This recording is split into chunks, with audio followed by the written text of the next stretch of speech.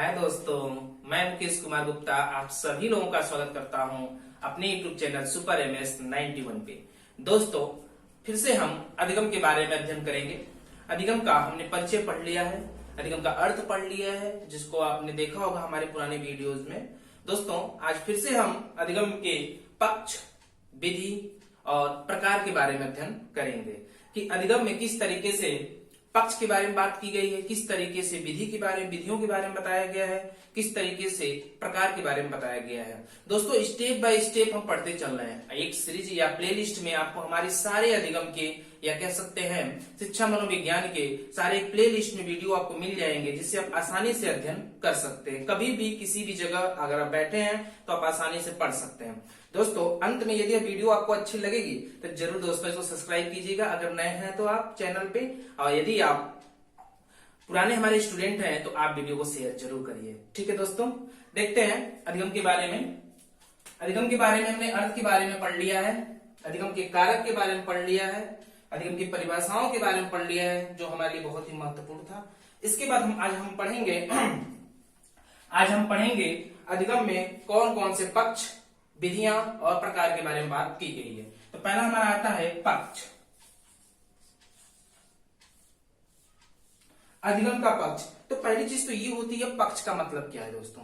पक्ष जो होता है एक मार्ग या कह सकते हैं एक रास्ते का कार्य करता है कि इस पक्ष के माध्यम से या इसके माध्यम से हम कोई कार्य करते हैं। तो अधिगम को सीखने का एक यह मार्ग है या कह सकते हैं एक रास्ता है, जिसके माध्यम से हम अधिगम को प्राप्त करते हैं। तो इसको प्राप्त करने का यह मार्ग या रास्ता वो कौन कौन से हैं उसके बारे में देखते हैं। दोस्तों, यहाँ पे जो पहला मार्ग है अधिगम को सीखने का, जो पहला मार्ग है वह मार्ग संज्ञानात्मक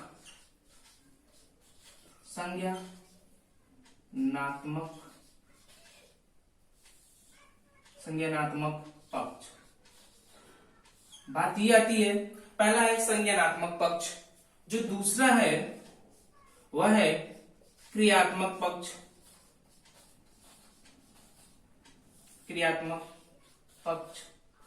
और जो तीसरा है वह है भावात्मक पक्ष। अब हमें ये समझना है कि संज्ञानात्मक पक्ष, क्रियात्मक पक्ष या भावात्मक पक्ष किस तरीके से अधिगम में एक मार्ग के रूप में कार्य करते हैं। तो दोस्तों, यहाँ पे हम समझते हैं संज्ञानात्मक का तात्पर्य क्या होता है। संज्ञानात्मक मनोविज्ञान के अंतर्गत ज्ञान को ही हम क्या बोलते हैं, संज्ञानात्मक।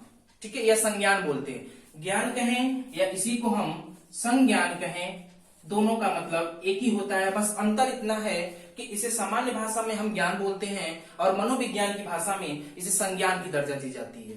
ठीक है दोस्तों, तो इसमें होता क्या है, जब कोई बालक, इसको समझ लेते हैं, जब कोई बालक या व्यक्ति अधिगम प्राप्त करने के लिए ज्ञान के माध्यम से अपने व्यवहार में परिवर्तन लाता है, वह अधिगम या वह परिवर्तन ही क्या कहलाता है, अधिगम कहलाता है। किसके माध्यम से, किस पक्ष के माध्यम से, संज्ञानात्मक पक्ष के माध्यम से। तो हमें समझ में आया, ज्ञान या संज्ञान का मतलब यही हुआ कि जब ज्ञान के माध्यम से हमें हमारे व्यवहार में परिवर्तन आएगा, वह अधिगम कहलाएगा। संज्ञानात्मक पक्ष के माध्यम से प्राप्त हुआ अधिगम। ठीक है, दूसरा हमारा है क्रियात्मक पक्ष।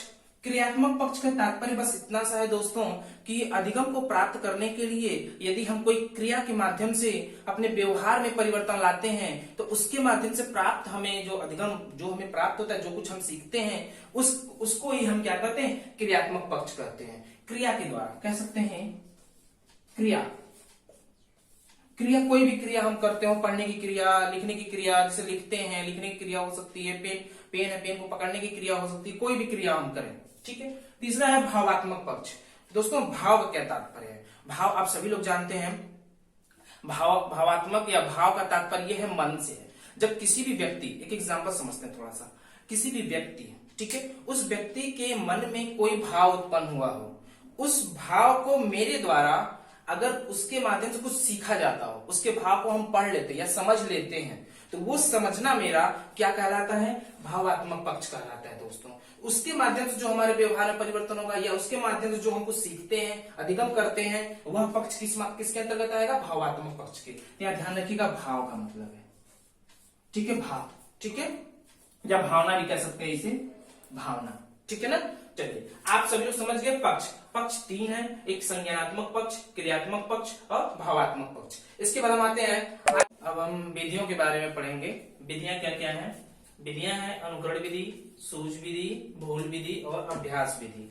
तो यह अनुकरण विधि क्या है दोस्तों? अनुकरण विधि का तात्पर्य इतना सा है, जब बालक शैशवावस्था में होता है तो वह किसी भी चीजों को अनुकरण के माध्यम से ज्यादा सीखता है। जैसे कि मान लीजिए अगर हम बात करें तो कह सकते हैं कि बालक को यदि आप बोलेंगे, बोलिए बेटा इन्हें पापा बोलते हैं, तो बालक क्या बोलेगा? पापा बोलेगा। जैसा आप बोलेंगे, जैसा आप कहेंगे, वैसा बालक सीखेगा शैशवावस्था में। सूझ सूझ जो है समझ के सीखना। आप जानते हैं आगे सिद्धांतों के बारे में भी हम अध्ययन करेंगे, उसमें जानेंगे सूझ के बारे में।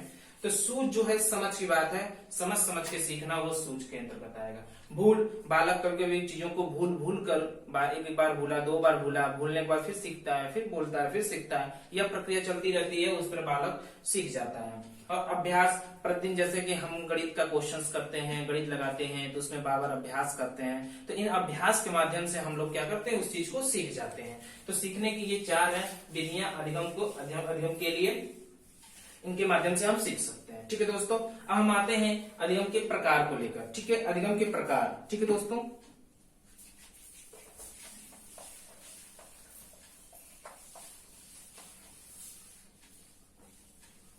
समझते हैं अधिगम के प्रकार भी क्या है। दोस्तों यदि आपको वीडियो अच्छी लग रही हो तो जरूर इसे सब्सक्राइब कीजिएगा और उम्मीद रखते हैं कि आप इसे शेयर भी करेंगे। दोस्तों देखिए प्रकार क्या है, प्रकार कितने प्रकार के हैं अधिगम को समझने के लिए। अधिगम को समझने के लिए तीन प्रकारों में इसे हम बांटते हैं। पहला है दोस्तों हमारा गामक अधिगम। गामक अधिगम पहला है हमारा गामक अधिगम। दूसरा है हमारा, पहला गामक अधिगम हो गया, दूसरा हो गया प्रतिबोधात्मक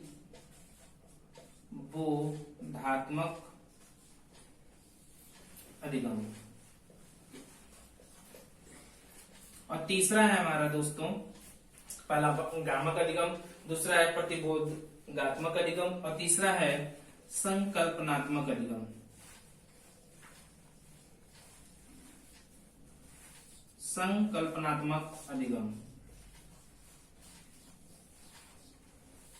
ठीक है। तो अधिगम के तीन प्रकार है दोस्तों। अधिगम के कितने प्रकार है? तीन प्रकार है। उन तीनों प्रकार में हमने लिख लिया है गामक अधिगम, प्रतिबोधात्मक अधिगम और संकल्पनात्मक अधिगम। अब हम समझते हैं गामक अधिगम क्या होता है। गामक अधिगम का तात्पर्य बस इतना सा है दोस्तों कि जो भी गामक का तात्पर्य होता है शारीरिक या शरीर से, कह सकते हैं जब कोई बालक शारीरिक क्रिया के माध्यम से कोई अधिगम करता है, शारीरिक क्रिया के माध्यम से उसके व्यवहार में जब परिवर्तन आता है तो वह अधिगम क्या कहलाता है? गामक अधिगम कहलाता है। जैसे कि यहां लिख सकते हैं शारीरिक, ठीक है, शारीरिक क्रिया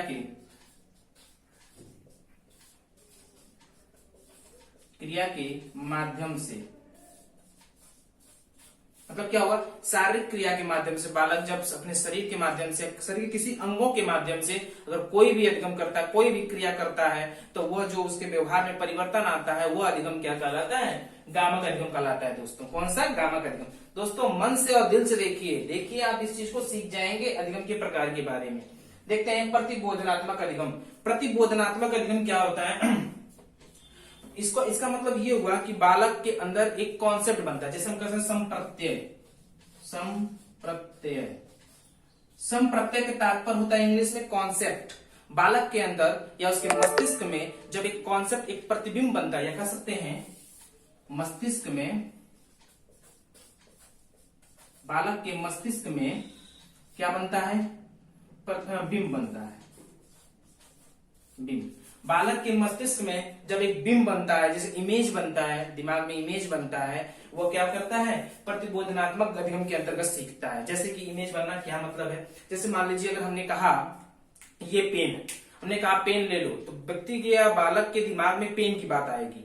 किसकी बात आएगी? पेन की बात आएगी। जब ये पेन की बात आएगी तो उसके दिमाग में बन गया कि ये पेन होगा, तो इसके दिमाग में जो बिंब बना पेन का, ठीक है, बिंब जो बना वही एक कॉन्सेप्ट बन गया, वही संप्रत्यय होता है दोस्तों। इस संप्रत्यय का जो प्रतिबिंब बनता है, प्रतिबोधात्मक जो है, इसका मतलब है कि प्रतिबिंब बनना। ठीक है। अगला हम देखते हैं संकल्पनात्मक अधिगम। संकल्पनात्मक अधिगम का तात्पर्य ये है कि बालक किसी भी चीजों को कल्पना के माध्यम से सीखता है। कैसे? कल्पना।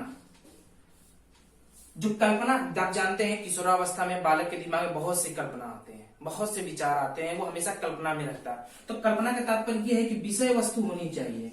विषय वस्तु। कैसी विषय वस्तु? किसी भी बालक के द्वारा जब अधिगम किया जाता है कल्पना के माध्यम से, तो कल्पना जब व्यक्ति के दिमाग में आएगा तो वह कल्पना एक विषय वस्तु, जैसे किसी भी विषय वस्तु को हम देख रहे हैं और उसको लेकर हमारे दिमाग में बहुत सारी कल्पनाएं आने। जैसे मैथ पढ़ रहा हूं तो मैं सोच रहा हूं कि मैथ में बहुत अच्छा करूंगा, तो ये चीज मेरे दिमाग में कल्पना के रूप में आई। तो इस कल्पना को जो हम करते हैं उसके द्वारा जो कुछ भी सीखते हैं, जो कुछ भी करते हैं, क्रिया करते हैं, वो क्या होता है?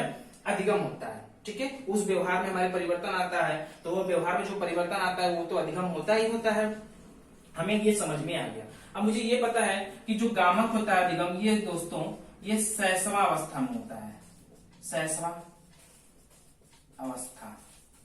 इसमें विधि कौन सी होती है? इसमें जो विधि होती है वो अनुकरण विधि होती है।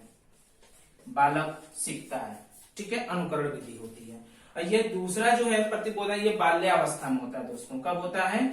बाल्यावस्था में। ठीक है ना, ये बाल्यावस्था में होता है। और जो ये संकल्पनात्मक अधिगम होता है, यह अधिगम दोस्तों किस में होता है? इसे कह सकते हैं किशोरावस्था। किशोरावस्था। एक बात और है, किशोरावस्था में बालक सूझ का प्रयोग करता है। ध्यान रखिएगा, विधि कौन सी है यहाँ पे? सूझ की।